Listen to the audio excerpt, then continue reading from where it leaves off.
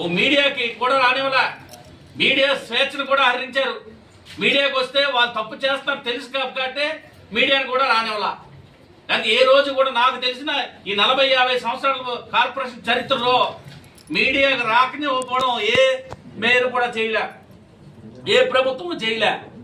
నిన్న మీడియా మీ సోదరులు మీ అందరికీ తెలుసు, మీరు వస్తే నిజాలు ప్రజలకు తెలుస్తాయని, మీరు వస్తే మొత్తం దృశ్యాలన్నీ బయటికి వెళ్తాయని, తద్వారా చంద్రబాబు నాయుడు కుప్పకూలిపోద్ద ప్రభుత్వం కుప్పకూలిపోతున్న ఆలోచనతో భయంతో వీళ్ళందరూ కూడా చేయడం జరిగింది. నిన్నే పవన్ కళ్యాణ్ కూడా ఊర్లో ఉన్నారు. మరి ఆయన ఏం చేస్తున్నట్టు భూదోపిడీలో మరి పవన్ కళ్యాణ్ నిన్న ప్రెస్ మీట్లు పెట్టారు, కనీసం ఏంటి అని కూడా చెప్పట్లా. అయితే భూదోపిడీలో భాగంగా పవన్ కళ్యాణ్ కూడా ఉందని చెప్పేసి మేము భావిస్తున్నాం, అలాగే బీజేపీకి కూడా. కాబట్టి ఏదైతే ఈ 5,000 కోట్ల రూపాయల కుంభకోణం ఉందో దీన్ని వదిలే వరకు మేము వైఎస్ఆర్సీపీ పార్టీ తరఫున మేము ఎవరం కూడా ఆగమని దీని